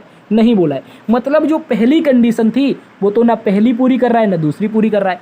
पूरी तब नहीं करेगा जब इसमें जानकारी दी। आप कहोगे जानकारी ही नहीं दी है इसमें, ना तो यात्रियों के बारे में जानकारी, ना ट्रेनों के बारे में जानकारी, अन्य 3 जानकारियाँ कंप्लीट हो रही हैं। तो आप क्या बोलोगे, यहाँ पर स्टेशन वाईफाई नेट कनेक्टिविटी प्राप्त करेगा अथवा नहीं, या फिर दोस्त 6 महीने बाद मिलेगी, या वाईफाई कनेक्टिविटी तुरंत मिल जाएगी, या प्रश्न का उत्तर देने के लिए डाटा अपर्याप्त है? तो आप कहोगे सर बिल्कुल, प्रश्न का जो उत्तर है उसको देने के लिए डाटा अपर्याप्त है, क्योंकि पहली कंडीशन की ना तो पहली दी गई है, ना ही उसकी जो छूट मिली थी वो भी दी गई है। तो क्या बोलोगे, ऑप्शन नंबर डी एकदम सही है। जो प्यारे दोस्त कह रहे हैं वाईफाई नहीं मिलेगी वो गलत है। क्यों गलत है मेरे भाई, मेरी बात को समझो। उसने ना तो 10 किलोमीटर क्राइटेरिया वाली बात दी, क्योंकि उसने पहले ही बोल दिया था या तो प्यारे दोस्त 10,000 यात्री आते हों, या पहला को छोड़ करके 20 से अधिक संख्या में गाड़ी पर डे आवागमन प्रतिदिन गाड़ियों का आवागमन होता हो। तो आप कहोगे हाँ, तो पहला वाला का क्या होगा, पहले वाले को याद रखेंगे, कनेक्टिविटी देने के लिए जानकारी अपर्याप्त है। दूसरा प्यारे दोस्त बोला है 12,000 लोग प्रतिदिन आते हैं, मतलब पहली कंडीशन पूरी है। 3 किलोमीटर एरिया में फैला, उसने तो 2 ही कहा था, दूसरी भी पूरी है। 150 kb की स्पीड दे रहा है भाई, 150 kb की स्पीड दे रहा है। और चौथी कंडीशन नेटवर्क इंजीनियर से थी, तो कह रहा है नेटवर्क इंजीनियर 150 kb प्रति सेकंड के ऊपर नेटवर्क कनेक्टिविटी प्रदान करने के लिए तैयार है। तो दोस्तों ये जो नेटवर्क इंजीनियर है वो कनेक्टिविटी प्रदान करने के तैयार है, मतलब सारी कंडीशन अगर पूरी कर रहा है तो स्टेशन वाईफाई प्राप्त कर लेगा, याद रखेंगे। अगले प्रश्न में आ जाओ। अगले प्रश्न में दोस्त बोला है 8,000 यात्री आते हैं। ओहो गड़बड़ हो गई, पहली कंडीशन में तो 10,000 मांगे थे, ये 8 आ रहे हैं, छोड़ दो। बोला है 2 किलोमीटर अधिक एरिया में फैला है, उसने 2 मांगा था, मतलब दूसरी कंडीशन पूरी है। तीसरी कंडीशन कह रहा है नेटवर्क इंजीनियर पिछले वर्ष से उपलब्ध है, मतलब नेटवर्क इंजीनियर जो है वो पहले से बैठा के रखा है, और 50 kbps का डेटा भी दे रहा है, तो 50 kbps का डेटा भी दे रहा है। लेकिन बोला है अगर पहली कंडीशन पूरी नहीं कर रहा है, लेकिन 25 ट्रेनें मेरे दोस्त पर डे आती हैं, स्टेशन एस पर डे 25 ट्रेनें आती हैं, और उसने उसकी सेकंड कंडीशन में क्या बोला था कि 20 ट्रेनें आनी चाहिए, मतलब सेकंड कंडीशन तो पूरी कर रहा है। तो आप क्या कहोगे, यदि सेकंड कंडीशन पूरी कर रहा है तो प्रश्न में बोला था कनेक्टिविटी प्रदान कर देनी चाहिए, ठीक है। यानी कि पहली कंडीशन में अगर छूट थी, मेरी बात को गौर से समझो, पहली कंडीशन में देखो यहाँ पे छूट थी, 8,000 यात्री आ रहे हैं तो ये तो पूरी नहीं कर पाया, लेकिन उसने क्या पूरी कर लिया, उसने पूरी कर लिया 20 से अधिक ट्रेनें। उसके पास कितनी आती हैं, स्टेशन एस के पास 25 ट्रेनें आती हैं, तो वाईफाई कनेक्टिविटी मिलेगी। तो हमने दे दी, तो क्या बोलोगे, स्टेशन जो एस है, स्टेशन जो एस है उसको कनेक्टिविटी मिल जाएगी प्यारे दोस्त, कहाँ पे, ऑप्शन नंबर ए में। चलिए अगले प्रश्न में आ जाओ। अगला प्रश्न क्या है, कथन और तर्क से संबंधित है, इसको देखते हैं, तर्क शुद्धि करते हैं अपनी। बोला कथन में स्कूल में धर्म पढ़ाया जाना चाहिए। कथन कह रहा है कि धर्म स्कूल में पढ़ाया जाना चाहिए, तो क्या हो जाएगा, नहीं, हमारा देश धर्मनिरपेक्ष है। भाई ऐसा कहीं कथन में लिखा है कि हमारा देश धर्मनिरपेक्ष है, हमें धर्म नहीं पढ़ाया जाना चाहिए। क्या हमारे देश में धर्म नहीं पढ़ाया जाता? आपको भी बिल्कुल पढ़ाया जाता है। आप देख लीजिए, आप मदरसों को देख लीजिए, आप वैदिक स्कूलों को देख लीजिए, ठीक है, तो यहाँ पे धर्म तो पढ़ाया जाता है। वो कह रहा है हमारा देश धर्मनिरपेक्ष है, तो कथन से कोई इसका संबंध ही नहीं है। कह रहा है हाँ पढ़ाया जाना चाहिए, क्यों, क्योंकि धर्म की शिक्षा बच्चों के नैतिक मूल्यों को जन्म देती है। ये एकदम प्यारे दोस्त सही हो जाएगा, और आप कहोगे केवल 2 मजबूत है, ओनली सेकंड मजबूत है, याद रखेंगे। हमारा देश धर्मनिरपेक्ष है, इसका मतलब ये नहीं कि हम देश में धर्म ना पढ़ाएं, धर्म तो पढ़ना ही पड़ेगा। अपने देश में कई धर्म निवास करते हैं, आपको पता होगा, देश का सबसे बड़ा धर्म हिंदू धर्म से लेकर के सबसे छोटा धर्म जो ईरान में बचे हुए लोग हैं वो आपके यहाँ रह रहे, ईरान इराक के, कौन सा धर्म है, बहावी धर्म, ठीक है, याद रखेंगे, सबसे छोटा है। अगले प्रश्न में आ जाओ। चलिए अगले प्रश्न में आ जाओ। अगला प्रश्न 36 नंबर, कथन और निष्कर्ष है। बोला है कुछ पक्षी बादल हैं, यानी कुछ P4 पक्षी का जो पार्ट है वो प्यारे दोस्त हमारे पास B4 बादल बन रहा है। क्या बन रहा है, ये B4 बादल बन रहा है। आगे साथ ही बोला गया है कुछ घोड़े पक्षी हैं, कुछ घोड़े पक्षी हैं, तो हम यहाँ पर पक्षी का पार्ट घोड़े के लिए ऐसा बना दें, पक्षी का पार्ट घोड़े के लिए, मतलब यहाँ पे लिख देते हैं G4 घोड़ा या H4 हॉर्स, ठीक है, इस तरह से लिख देते हैं। अब निष्कर्ष पे आते हैं मेरे भाई, अब निष्कर्ष पे आते हैं। तो पहला निष्कर्ष, कुछ बादल पक्षी हैं, क्या B4 बादल P4 पक्षी का संबंध है? आप कहोगे हाँ, ये वाला तो संबंध है दोस्त, ये वाला तो संबंध है। अब कह रहा है कोई घोड़ा बादल नहीं है, क्या कोई घोड़े का पार्ट बादल बन रहा है? आप कहोगे नहीं बन रहा है। और वो क्या कह रहा है, कोई घोड़ा बादल नहीं है, मतलब क्या सही हो जाएगा? आप कहोगे नहीं, कथन में ऐसी कोई जानकारी घोड़ा बादल के बीच में नहीं दी थी, इस कारण हम सर इसको गलत मानेंगे, ठीक है, याद रखेंगे। केवल और केवल एक निकलता है, ओनली फर्स्ट निष्कर्ष कंक्लूजन जो भी है राइट है। अगले प्रश्न में आ जाओ। अगले प्रश्न में बोला है प्रत्येक एक पासे में प्रत्येक फलक का रंग इस प्रकार है। कह रहा है मटियाला काले के विपरीत है, जो एम है वो काले के विपरीत है। आगे दोस्त बोला है धूसर पीले के विपरीत है, जो D4 धूसर है, गौर से समझना है, जो D4 धूसर है वो किसके विपरीत है? तो आप कहोगे P4 पीले के विपरीत है। आगे बोला है नीला भूरे के विपरीत है, जो नीला है वो किसके विपरीत है? तो आप कहोगे B4 भूरे के विपरीत है। अब निष्कर्ष को देखते हैं। ये क्वेश्चन 100% मेरे भाई पूछा जाएगा, याद रखेंगे, दिमाग में बसा लो, ये क्वेश्चन पूछा जाएगा। और मैंने बताया है ओपन डाइस, कोई भी डाइस हो, जब भी एक साथ विपरीत दिखते हैं वो कभी भी एक साथ दिखने वाले मेरे दोस्त सादा गलत होते हैं। तो कहने का मतलब है अगर ये एक पासा है, अगर मेरे भाई ये एक पासा है, ये एक पासा है, तो इसमें क्या होना चाहिए? इसमें एक साथ कुछ चीज़ें नहीं दिखनी चाहिए, अपोजिट वाली। तो अब वो आपसे कह रहा है निम्नलिखित में से कौन सा निश्चित रूप से गलत है, ये बताना है कौन सा ऐसा है जो निश्चित रूप से गलत है। अब देखते हैं, मटियाला नीला और भूरे रंग सन्निकट नहीं है। कह रहा है कि मटियाला नीला और भूरे रंग, मतलब मटियाला यहाँ पर है और नीला यहाँ पर है, और क्या बोला है, भूरा रंग, ये सन्निकट नहीं है। क्या ये नहीं है? आप कहोगे सन्निकट नहीं है, मतलब बिल्कुल सही कह रहा है दोस्त, ये कभी भी सन्निकट नहीं हो सकते, ये निश्चित रूप से गलत है, ये कभी भी सन्निकट नहीं होंगे, याद रखेंगे। आगे बोला है मटियाला नीले रंग के सन्निकट है, मटियाला नीले रंग के सन्निकट हो सकता है। धूसर काले रंग के विपरीत है, तो धूसर काला हो सकता है, दूसरी अगर इसकी फलक दिखे तो बन जाएगा। पीला भूरे रंग के नज़दीक है, तो ये भी बन सकता है। लेकिन जो निश्चित रूप से गलत है वो मटियाला नीले और भूरे रंग के विपरीत साथ में नहीं होगा, सन्निकट नहीं होगा। क्यों? क्योंकि एन नीला और भूरा आपस में अपोजिट हैं, और यहाँ पे नीला और भूरा दोनों आए हैं, इस कारण गलत है। तो पहला वाला ही हमारा सही हो जाएगा, निश्चित रूप से गलत है, निश्चित रूप से गलत है। और देखिए जो ऑप्शन नंबर ए है वो आपको कहाँ पे दिया है साथी? ऑप्शन नंबर सी में दिया है, ऑप्शन नंबर सी में दिया है, तो गोला आपको सी का भरना है। गोला किसका भरेंगे? सी का, याद रखेंगे। अगले प्रश्न में आ जाओ। अगला प्रश्न कह रहा है दी गई आकृति का जल प्रतिबिंब बताओ मेरे दोस्त क्या होगा इस प्रश्न का एकदम सही जवाब। जल प्रतिबिंब मतलब नीचे की ओर, तो ये जो वाई है कुछ इस प्रकार से बननी चाहिए, तो सीधी वाई जहाँ पे दिख रही है गलत हो जाएगा, ठीक है, गलत हो जाएगा। और ये वाई हमें इस दिशा में चाहिए थी, यहाँ पे चाहिए थी, ये तो दूसरी दिशा में है, तो ये भी गलत है। अब ई हमारे पास कुछ इस प्रकार से ही दिखेगी, ई हमारी तो ज्यों के तो दिखेगी, ठीक है। इसके बाद एन जो है वो कुछ इस प्रकार से दिखेगा, एन जो है मेरे दोस्त वो कुछ इस प्रकार से दिखेगा, एन ऐसा दिखना चाहिए, ये तो सीधा दिख रहा है एन। डी नंबर में सीधा दिख रहा है, गलत हो जाएगा। ऑप्शन नंबर बी एकदम सही है। ऑप्शन नंबर बी एकदम सही है। अगले प्रश्न में आओ। बोला है दी गई आकृति में दर्पण प्रतिबिंब क्या होगा। मेरे साथी दर्पण प्रतिबिंब बताना है, तो वाई तो हमारा एज इट इज बन के आएगा, एज इट इज बन के आएगा। टी भी हमारा एज इट इज, आई भी हमारा एज इट इज, और आर हमारा कुछ इस प्रकार से बनेगा। तो आर उल्टा है, यहाँ पे गलत है। आर उल्टा है, गलत है। इसके बाद में क्या है, यू एज इट इज आएगा, टी एज इट इज आएगा, और ए हमारा एज इट इज आएगा, और एम जो है वो कुछ इस प्रकार से आ जाना चाहिए। मुझे लग रहा है कुछ गड़बड़ है क्या। अरे हाँ, ये वाई उल्टी है ना, तो ये बनेगा ही नहीं। तो इस प्रकार से ऑप्शन नंबर बी बन जाएगा। इस प्रकार से आपका ऑप्शन नंबर बी बन जाएगा, याद रखेंगे। ऑप्शन नंबर बी एकदम सही है प्यारे दोस्त, याद रखेंगे। चलिए अगले प्रश्न में आ जाओ। अगले प्रश्न में बोला किसी देश का नाम के अक्षर NERCFA दे रखे हैं, इनको अगर सही तरीके से पुनर्व्यवस्थित किया जाता है तो गठित शब्द का 5वां अक्षर क्या होगा। देखो आपको कौन कौन से दे रखे हैं, NE, उसके बाद में R, इसके बाद में C, फिर F, फिर A। इन लेटरों का प्रयोग करके हम एक देश का नाम बना सकते हैं। बताओ दोस्त, हमारा सबसे अच्छा मित्र नाम बन सकता है, क्योंकि F आया है, और F से हमें पता है फ्रांस का नाम सबसे पहले आता है हमारे जुबान पे। किसका आता है, हमारे जुबान पे मेरे दोस्त, सबसे पहले हमारे दोस्त का नाम आता है फ्रांस का। ठीक है, याद रखेंगे। तो अब देखिए, फ्रांस का पूछा है, गठित शब्द में 5वां अक्षर क्या होगा। तो 5वां जब भी पूछे दाएं बाएं ना दे तो हमेशा बाएं से बताना है। 5वां अक्षर मेरे भाई क्या हो जाएगा, सी हो जाएगा। याद रखेंगे, सी हो जाएगा, इस तरह से याद रखेंगे। चलिए अगले प्रश्न में। अगला प्रश्न कथन और तर्क से संबंधित एक और प्यारा सा क्वेश्चन है। बोला क्या भारत में औषधियों के विज्ञापन पर प्रतिबंध करना चाहिए।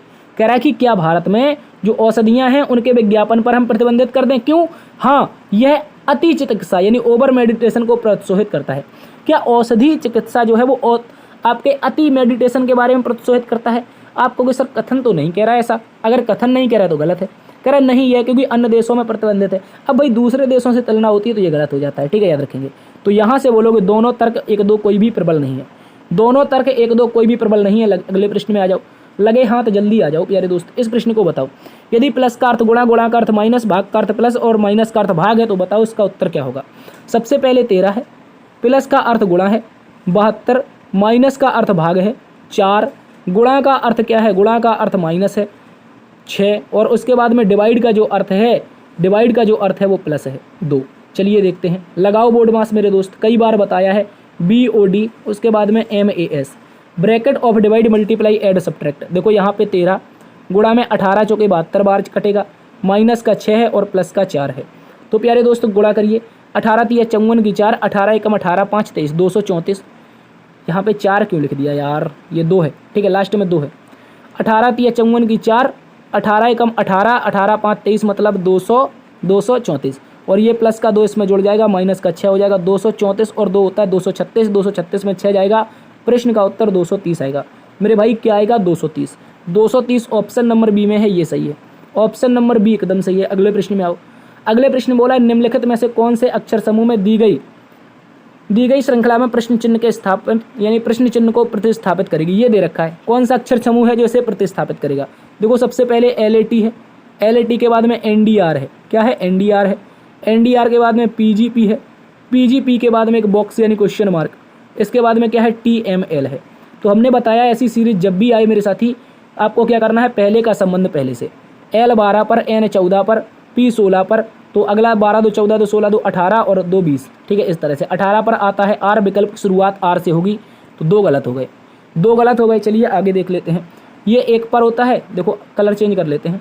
ये 1 पर होता है, ये 4 पर होता है, ये 7 पर होता है, यानी 3 जुड़ रहा है तो 7 3 10, मतलब J आ जाएगा। R के बाद J होगा तो K वाला गलत है, ऑप्शन नंबर 4 सही है। ऑप्शन नंबर 4 सही है। आगे N आ जाएगा, और यहाँ पर कितना है, 10 के बाद 3 13। आगे आप देख लेना, उत्तर आपका आ जाएगा -2 का लॉजिक चल रहा है।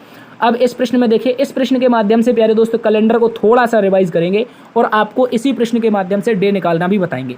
बोला है 9 जनवरी 2066 को सोमवार है, 9 जनवरी 2065 को सप्ताह का कौन सा दिन होगा। देखो मेरी बात को समझना है, 9 जनवरी है, 2066 है, और कौन सा दिन है, तो आप कहोगे सर सोमवार है। क्या है मेरे भाई, सोमवार है।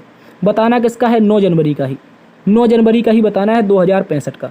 देखो मेरी बात को समझो, जनवरी है और हमें पता है 2066 क्या, लीप वर्ष से काट के देखिए, 33 नहीं है।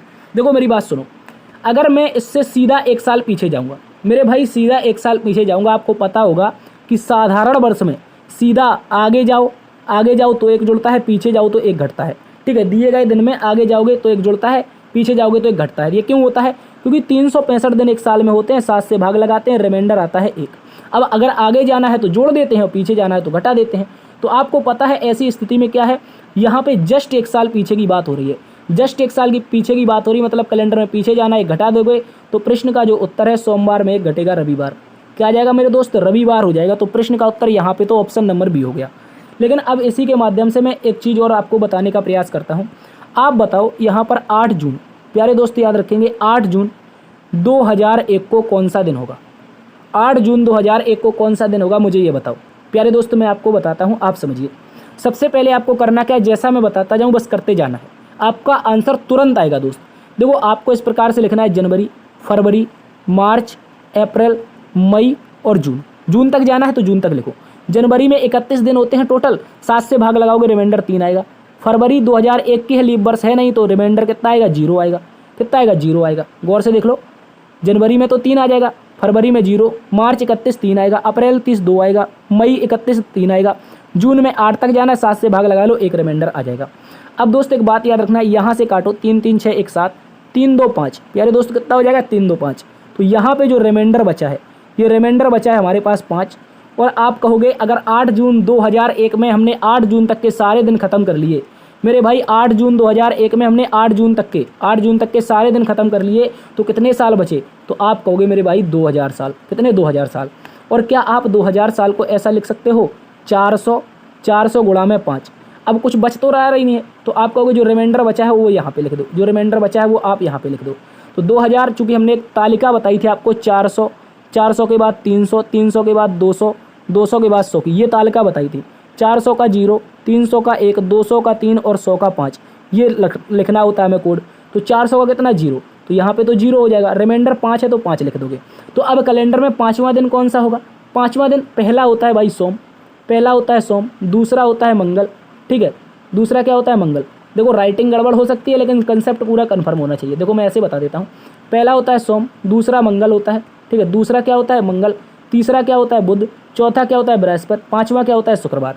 तो 8 जून 2001 को कौन सा दिन होगा मेरे दोस्त? शुक्रवार होगा। अगर इस प्रश्न में आप इस ट्रिक से प्रयोग करेंगे, इस ट्रिक से 4 से 5 आज क्वेश्चन कर लीजिए, और जो कल क्वेश्चन आपके एग्जाम में देखने को मिले 100% आप इसको करके आएंगे मेरे दोस्त, याद रखेंगे। चलिए अगले प्रश्न में आ जाओ। बोला दिए गए संयोजन में सही दर्पण छवि ज्ञात कीजिए। इसकी भी दर्पण छवि बतानी तो 2 ऐसा बनना चाहिए। मेरे साथी गौर से समझो, जो 2 है वो ऐसा बनना चाहिए, जो 9 है वो हमारे ऐसा बनना चाहिए, ठीक है, याद रखेंगे। कुछ तो गड़बड़ है, सीधा बना दिया ना, तो ये देखो 9 ऐसा बनना चाहिए। इसके बाद में जो 6 आया है वो ऐसा बनेगा। तो कहीं पे कुछ देखो, ये 6 सीधा लिखा हुआ है, गलत कर दो, ठीक है, ये 2 उल्टा बना हुआ है, इसको गलत कर दो। अब क्या 2 ऑप्शन बच रहे हैं, 2 ऑप्शन बच रहे हैं। तो आर जो है वो कुछ इस प्रकार से हमारा वापस सीधा बनेगा। देखो कैसा बनेगा, ऐसा करके ऐसा बनेगा। तो दोस्तों ये आर, एक मिनट, ये आर तो उल्टा है तो ये गलत हो गया, मतलब 3 ऑप्शन गलत हो गए। तो अंत वाला जो ऑप्शन है वही सही होगा, यही ऑप्शन सही होगा, ऑप्शन नंबर 4। याद रखेंगे, इसकी जब आकृति बनेगी तो ऑप्शन नंबर 4 के अनुसार दिखाई देगी। 46 नंबर प्रश्न में दोस्त आपसे बोला है, प्रत्येक प्रश्न में कई आकृतियां दी गई हैं, मतलब प्रत्येक प्रश्न में कई आकृतियां दी गई हैं, इनमें से एक के अतिरिक्त अन्य सभी किसी प्रकार से समान धर्मी है, मतलब एक को छोड़ करके समान धर्मी परंतु एक भिन्न है, उसे ज्ञात कीजिए। यहाँ पर वही बात है कि विषम ज्ञात करना है। कुल मिलाकर के इसकी इतनी सारी लैंग्वेज का मतलब है इन 4 आकृतियों में से कौन सी आकृति है जो अन्य 3 से भिन्न है, बस इतना बताना है। बता दो दोस्त। तो आप कहोगे ये एक तीर है, ये भी तीर है, ये भी तीर, ये भी तीर, चारों तीर हैं। लेकिन अगर नज़र आपकी तेज है तो देखोगे तीर में पीछे 4 कट लगे हुए हैं, तीर में पीछे 3 कट हैं, तीर में पीछे 3 कट हैं, तीर में पीछे 3 कट हैं। तो कौन विषम है भाई? जिसमें 4 कट हैं। ये तो अलग से अपनी सरकार चला रही है 4 कट वाली, ये सभी समान सरकार वाली हैं। चलिए अगले प्रश्न में आ जाओ। अगला प्रश्न देखते हैं दोस्त। बोला एक सीट पर प्रिंटेड दिए गए प्रश्न पत्र का तिरछा काटा जाता है। एक सीट पर प्रिंटेड दिए गए प्रश्न पत्र को तिरछा काटा जाता है, या विकल्पों में से किस विकल्प चित्र के अनुसार दिखाई देगा? मेरे भाई गौर से देखना है, इसको हमें तिरछा काटना है, सीधा यहाँ से यहाँ तक, यहाँ से यहाँ तक काटना है। गौर से देख लो मेरे दोस्त, कहाँ से? यहाँ से हमें यहाँ तक काटना है, ऐसा। और इसको हमें क्या कर देना है? विकल्प चित्र के अनुसार दिखाई देना है। मतलब ऐसा कौन सा विकल्प है जो इसके कटे अनुसार दिखाई दे रहा है? तो क्या बता पाओगे आप? आप कहोगे क्यों नहीं बता पाएंगे सर? देखो गौर से, इसके अंदर का जो आकृति है, अंदर का आकृति है, यहाँ नहीं है, यहाँ नहीं है, यहाँ नहीं है। ऑप्शन नंबर सी एकदम सही है, ऑप्शन नंबर सी एकदम सही है। तो आप क्या बोलोगे? कौन सा विकल्प? मेरे भाई ऑप्शन नंबर सी। देखो बी में दिया है भाई, ये क्वेश्चन में बहुत ज़्यादा ध्यान रखना है। ये क्वेश्चन आसान था, हर कोई कर लेता, लेकिन इस क्वेश्चन को लाने का जो मुख्य उद्देश्य है वो आपके जो विकल्प जो भटके हुए दे रखे हैं, जैसे सी का सी में नहीं है, सी का किस में दिया, बी में, हमारा तो सी सही है लेकिन विकल्प नंबर कौन सा है, बी। ऐसे क्वेश्चन को देखना है भाई, एग्जाम में ये गलतियाँ ज़्यादा हो जाती हैं बच्चों से, तो आपको मेरे भाई ये नहीं करनी है। ठीक है प्यारे बहना, अगले प्रश्न में आ जाओ। अगला प्रश्न कह रहा है निम्नलिखित प्रश्नों में से समानता ज्ञात करें। इनमें से बताओ क्या समानता है। टमाटर है, अमरूद है, तरबूज है, संतरा है, ये सभी फल हैं, ये लाल रंग के होते हैं, इनके अंदर बड़े बीज होते हैं, ये सभी मौसमों में मिलते हैं। तो आप कहोगे अगर बात करते हैं क्या भारत के सभी मौसमों में ये मिलते हैं, आप कहोगे नहीं मिलते हैं। और क्या है, इसके अंदर बड़े बीज होते हैं, इसके अंदर बड़े बीज कहाँ होते हैं, वही टमाटर में तो छोटे छोटे से बीज होते हैं, सभी के लाल रंग होते हैं, अमरूद लाल होता नहीं। तो आप क्या बोलोगे, ये सभी फल हैं, ये सभी फल हैं, याद रखेंगे। ऑप्शन नंबर ए एकदम सही है। तो एक क्वेश्चन मेरे भाई यहाँ से भी आपको देखने को मिलेगा और इसको भी बहुत संभल के आपको करना है। चलिए अगले प्रश्न में आ जाओ। अगला प्रश्न बोला है फाइंड द नेक्स्ट फिगर, यानी यहाँ पे हमें इसमें अगली आकृति ज्ञात करनी है। देखो एक चुटकियों में मैं बताता हूँ आपको, चुटकी सा सवाल और चुटकू सा आंसर। ये क्या है, आपका प्लस बना हुआ है, गौर से देखो, ये प्लस बना हुआ है, आसपास एरो है।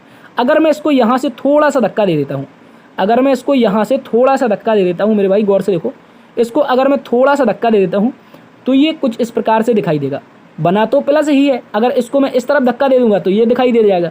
ये बना तो प्लस ही है, लेकिन इस प्लस का किया क्या है, एग्जामिनर ने इस प्लस को 20 से इसकी जो काली स्थान थे उनको निकाल लिया, मतलब कुछ इस प्रकार से दिखाई दे रहा है। अब ये क्या है, ये आपके पास एक आपका त्रिशूल है। इस त्रिशूल को अगर आप इसी दिशा में धक्का देंगे, चूंकि हमने इसको इसी दिशा में दिया था तो त्रिशूल को भी इसी दिशा में देना पड़ेगा। तो त्रिशूल को अगर इसी दिशा में धक्का दोगे, त्रिशूल कुछ इस प्रकार से दिखाई देगा। कैसा दिखाई देगा, इस प्रकार का दिखाई देना चाहिए। कैसा, इस प्रकार का। और दोस्त याद रखेंगे, ये जो त्रिशूल होगा ये आपका 20 से कैसा होगा, 20 से डार्क खुला हुआ होगा। दिशा दूसरी है, गलत है, गलत है। ऑप्शन नंबर सी सही है। जिस प्रकार से हमने ए वाले के ये 20 से कालापन निकाला है, वैसे ही इस त्रिशूल से भी हम कालापन निकालेंगे तो ऑप्शन नंबर सी के अनुसार दिखाई देगा। दोस्त याद रखेंगे। चलिए अगले प्रश्न में देखो, ये क्वेश्चन आ गया, दी गई आकृतियों में वर्गों की संख्या ज्ञात करें। अभी हमने वो क्वेश्चन आपको बताया था शुरुआत में, अगर याद हो, तीसरा या चौथा क्वेश्चन था, उसी से संबंधित है। वहाँ की कंडीशन यहाँ पे आ गई। चलिए बताइए, हमने आपको बताया है नंबर देना है 1 2 3 और 4। दोस्त 1 2, एक मिनट, एक तो हो गया, तो क्या करना है, 2 3 और 4 करना क्या है, लास्ट का लास्ट से गुणा। कभी भी कंसेप्ट नहीं भूलोगे, मैं रटवाने का प्रयास नहीं करूँगा, आपको कंसेप्ट सिखाऊंगा भाई। तो 4 गुणा 4, एक एक कम करके, 3 गुणा 3, एक एक कम करके, 2 गुणा 2, एक एक कम करके क्या करोगे, 1 गुणा 1। सभी को देखो, 4 चौके 16, 3 तिरका 9, 2 दूनी 4, 1 एकम 1, टोटल कितना हो जाएगा, 16 9 25 4 29 31। तो प्यारे साथियों, जब भी ऐसी आकृति आए, ऑप्शन नंबर बी जो 30 दिया गया है, इसमें टोटल वर्ग स्थित हैं। कितने हैं मेरे दोस्त, टोटल वर्ग स्थित हैं 30। तो इस बात को याद रखेंगे। अब देखो, मैं यहाँ पे आपको एक आयत का भी कंसेप्ट बता देता हूँ। देखो, सभी वर्ग आयत हो सकते हैं, याद रखेंगे। ये कंडीशन होती है, सभी जो वर्ग होंगे वो आयत बन सकते हैं, ठीक है। क्योंकि आयत का क्या फॉर्मूला होता है, सभी भुजाओं के कोण जो हो 90 डिग्री को, सभी भुजाएं सम्मुख भुजाएं समान हो। तो वर्ग में भी तो होता है, सारे डिग्री 90 डिग्री को होते हैं और सम्मुख भुजाएं भी समान होती हैं। तो सभी के सभी वर्ग आयत हो सकते हैं। तो यहाँ से अगर आपसे आयत गिनने को दे दे, बताओ, अगर आपको वर्ग के स्थान पर लिख देगी इसमें आयत कितने हैं, तो क्या करोगे, वही नंबर 1 2 3 4, यहाँ भी 1 2 3 और 4। दोस्त अब इसमें करना क्या है, ये जितने भी नंबर आए हैं इन सभी को जोड़ो, इस दिशा के सभी नंबर जोड़ो, यानी 1 प्लस में 2 प्लस में 3 प्लस में 4। अगर इन सभी को जोड़ोगे तो यहाँ पे कितना टोटल आएगा, 10। अगर यहाँ पे 10 आया है तो यहाँ भी 10 आएगा। और अगर आपको वर्ग निकालना है, इस 10 का इस 10 में मल्टीप्लाई कर दो। दोस्त इस 10 का इस 10 में मल्टीप्लाई कर दोगे, वहाँ पे जाएंगे, आयत का बोला था, आयत निकालोगे, 10 का 10 में मल्टीप्लाई कर दोगे तो प्यारे दोस्त 100। यहाँ पे आयतों की संख्या अगर पूछ लेता है तो मेरे दोस्त क्या बताओगे कि सर यहाँ पे 100 आयत हैं।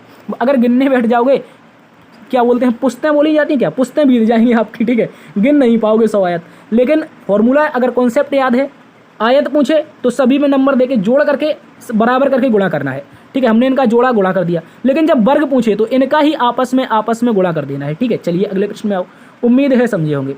अगला प्रश्न बोला है, अतुल लड़कों की एक पंक्ति में बाएं छोर से 12वें पर है और बाएं छोर से चौथे स्थान पर है, पंक्ति में कितने लड़के जोड़े जाएं। भाई ये हम कर चुके हैं, इसमें हमें 13 लड़के जोड़ने थे, ठीक है। ये रिपीट हो गया है क्वेश्चन, ये रिपीट हुआ है। अगले प्रश्न में आ जाओ। 52 नंबर में आपसे बोला गया है साथी, निम्नलिखित प्रश्न में विषम आकृति ज्ञात करो। विषम आकृति ज्ञात करना है, गौर से देखना है प्यारे दोस्त। ऑप्शन नंबर ए, अगर मैं डार्क एरिया को देखता हूं तो एंटी क्लॉकवाइज जा रहा है, इस डार्क को देखता हूँ तो एंटी क्लॉकवाइज जा रहा है, ये डार्क देखता हूँ तो भी एंटी क्लॉकवाइज है, और ये डार्क देखता हूँ तो भी एंटी क्लॉकवाइज है। यानी कि सारे के सारे कुछ इस प्रकार से चक्कर लगा रहे हैं, ठीक है, सारे के सारे इस प्रकार से चक्कर लगा रहे हैं, ठीक है, ये बात समझनी है। लेकिन जब मैं ई नंबर को देखता हूँ तो वो कुछ ऐसा चक्कर लगा रहा है, क्यों, उल्टा क्यों लगा रहा है भाई, उल्टा क्यों लगा रहा है, तो यही विषम है, ये क्लॉकवाइज जा रहा है, गौर से समझ लो। ये सारे के सारे कहाँ पे जा रहे थे, तो आप कहोगे सर ये जा रहे थे ACW, ये कहाँ जा रहे थे ACW, ये भी कहाँ जा रहा था, ये भी ACW, और ये भी कहाँ जा रहा था ACW। लेकिन ये भैया कहाँ चले, ये कह रहे हैं हम तो CW जाएंगे, कहाँ जाएंगे CW। ऑप्शन नंबर ई एकदम विषम है। और दोस्त आज का गृह कार्य आपके पास है, साथ ही आप लोग इसका उत्तर बताइए, इस प्रश्न का सही जवाब क्या हो जाएगा। उम्मीद है आज की ये जो प्यारी सी क्लास थी पसंद आई होगी। चलिए 1 घंटा में ही हमने क्लास ख़त्म कर दी, थोड़ी जल्दी थी, जल्दी तो कुछ नहीं थी, क्वेश्चन पढ़े हुए थे भाई आप लोगों के, तो इसमें दिक्कत क्या थी, हमने जल्दी कर दिया। अब और कोई होता तो यही क्वेश्चन कराने के लिए 2 घंटे लेता। आपने देखा भी होगा कई शिक्षकों को 50 क्वेश्चन तक पहुंचते हैं, आपसे बातें करते जाते हैं। भाई यहाँ पे रिवीजन करना है, रिवीजन करने का मतलब है आपको समझ में भी आना चाहिए और क्वेश्चन आसानी से हल भी हो जाने चाहिए। तो क्या बोलोगे मेरे भाई, आप कहोगे सर आपको क्लास पसंद आई है कि नहीं, जल्दी से बताओ, कमेंट बॉक्स में बताओ प्यारे तरीके से, ठीक है। अगर नहीं आई है पसंद तो यार डिसलाइक लाइक जो भी करना है कर दीजिए, मेरा क्या, मैंने तो मेहनत कर दी आप लोगों के लिए। और ईश्वर से दुआ है प्यारे दोस्त, जिन लोगों का भी कल पेपर है, जिन लोगों का भी कल पेपर है, आप सभी को आपके पेपर की बहुत बहुत शुभकामनाएं प्यारे दोस्त। आप सभी को ईश्वर जल्द ही सफलता दिलाए, सिलेक्शन आपका मिले, सिलेक्शन हो जाए। हो सकता है तो हम जैसे छोटे मोटे शिक्षक से कभी फ़ोन पे ही बात हो जाएगी आपकी, टेलीग्राम पे या व्हाट्सअप पे कभी हो जाएगी दोस्त, मिलते रहेंगे। और नहीं होगा सिलेक्शन तो डरना बिल्कुल नहीं है दोस्त, सफलताएं तो मिली हैं बहुत सारी, लेकिन फाइनल सिलेक्शन तो हमारा भी अभी तक नहीं हुआ है, ठीक है। तो समझ सकते हो आप लोग, डरना नहीं है, संघर्ष करना है, ज़िंदगी आसान नहीं है, संघर्ष करना है। इसका होमवर्क आपके सामने है। थैंक्स फॉर वाचिंग मेरे दोस्त, याद रखेंगे, मिलेंगे हम लोग एक और नई वीडियो में बहुत ही जल्द। और हाँ, आपके लिए देखो 23 की क्लास हो सकता है ना आए, इसके बाद 24 की क्लास, 25 की क्लास ये नहीं होगी। 23 की अगर नहीं हुई तो 24-25 बिल्कुल नहीं होगी, ठीक है, याद रखेंगे। इसके लिए हम क्षमा चाहते हैं। 26 से क्लासेस आपकी कंटिन्यू करवा देंगे, 26, 27, उसके बाद में 28, बीच बीच में हम एनालिसिस करवा देंगे दोस्त, याद रखेंगे। इनके बीच में एनालिसिस भी करवा देंगे, जो पेपर आएगा उसमें जो भी हिंदी GK GS या फिर रीजनिंग या फिर मैथ जो भी क्वेश्चन होंगे उनको एनालिसिस करवाने का प्रयास करेंगे, ठीक है। तो फिलहाल मेरे दोस्त आज की क्लास में इतना ही, मिलते हैं एक नई वीडियो में, तब तक के लिए अपना ख्याल रखना, बहुत बहुत खुश रहना, मस्त रहना, स्वस्थ रहना। मिलते हैं एक नई वीडियो में, तब तक के लिए जय हिंद, जय भारत, जय माँ सरस्वती।